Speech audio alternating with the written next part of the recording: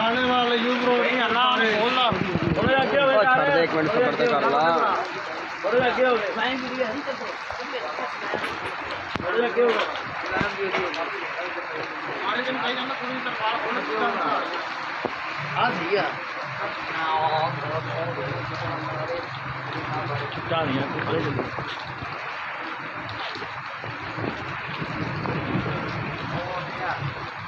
हाँ चलेगा ना पकड़ लेना